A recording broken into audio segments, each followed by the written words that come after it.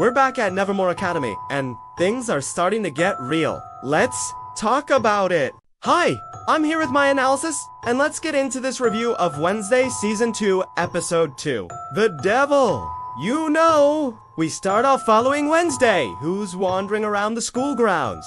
She sees a bunch of ravens and a crow skull hanging from one of the trees. Then she finds her way into the library where she finds an old book on the history of Nevermore. We learn that the founder of Nevermore was the monster-mashing scientist Dr. Henry. He started the school to help outcasts. Like the students there feel like they belong somewhere. This is also when we see some very familiar faces from the first season in New Portraits. In the present day, Principal Kinbutt catches up to Wednesday and tells her she'll be getting extra credit for finding these historical artifacts. And it turns out, she turned the bell schedule into the principal's office over winter break!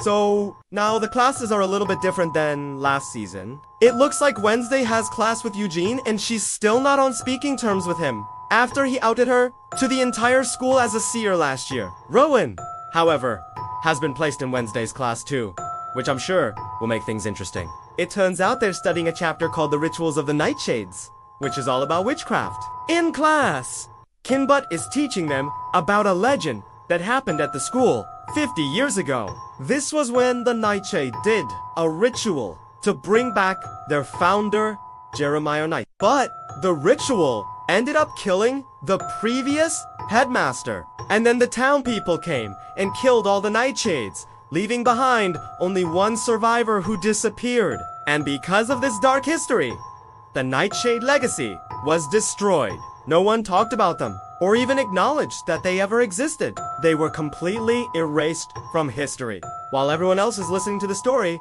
Wednesday is writing something down. We can't read what she's writing, but it looks important.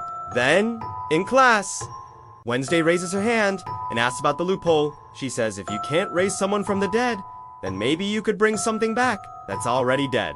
Kinbutt says that would depend on what exactly they were bringing back. Later, we see Wednesday in the woods talking to a raven. She talks to the bird like it's human and tells it that she needs its help to go find the Nightshade grave. The raven flies away and Wednesday follows it. Meanwhile, back at school, Tyler is telling Marilyn and the twins about his dream where he turned into a monster and ate someone. Marilyn thinks that his dream might be linked to the murders that have been happening in town. And Tyler says he wishes he could do something to stop it, but he feels powerless.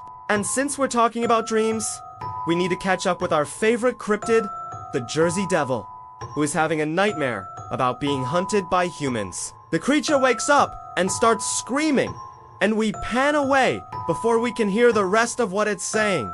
Maybe we'll find out in a future episode. Wednesday finally reaches the Nightshade graves and notices that 2 of the coffins have been dug up.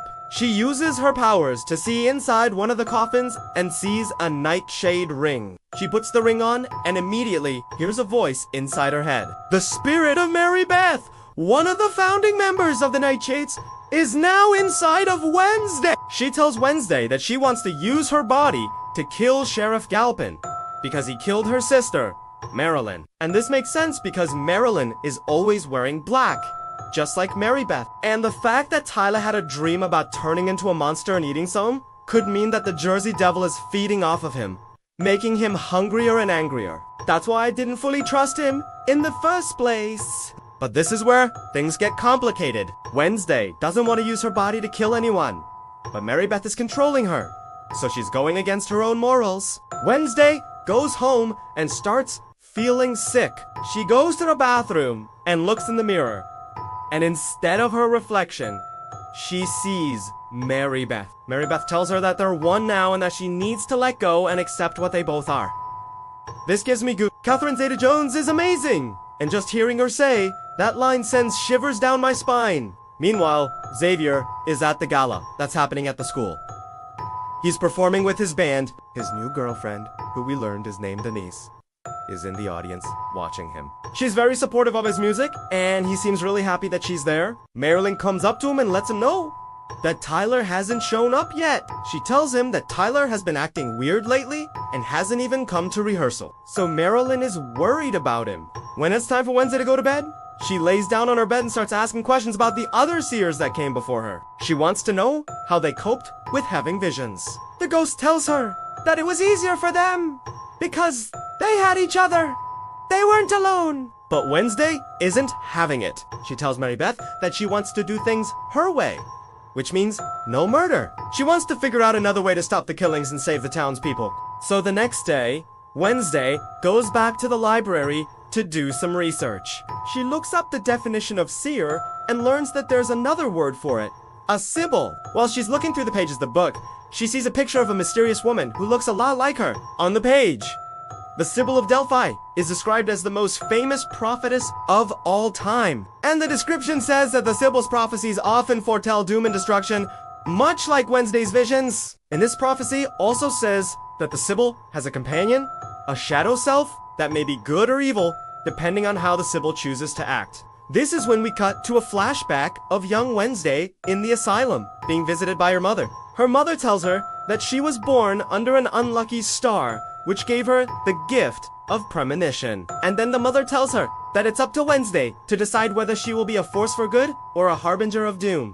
Flashback ends, and we see that Wednesday has ripped this page out of the book. She has a few others with her, and they all show different Sibyls throughout history. She walks into the main room and shows them to Eugene, who is super excited to see them. He says that this means that Wednesday isn't alone, and that there are others like her.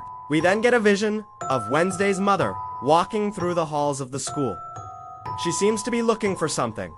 Then we pan to a wide shot of Nevermore and see that it's on fire. We also see that Wednesday's father, who is currently locked up in a prison, is also having visions of the school burning down. In the final scene, we see Sheriff Galpin at his desk at the station. He's on the phone and is talking about someone named Captain Wallace.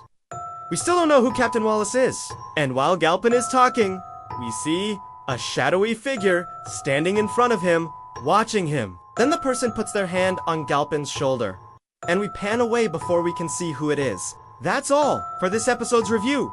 But let me know your thoughts below. What do you think is going to happen now that the Nightshades are back? Do you think Tyler is the Jersey Devil? Will Captain Wallace turn out to be someone we know? Who do you think the shadowy figure is? That's watching Galpin. Let me know your theories. I'm dying to know. And as always, if you enjoyed this video, please give it a thumbs up. Subscribe so you don't miss my future videos, and turn on your notifications so you know when I post. Thank you so much for watching, and I'll see you next time. Bye.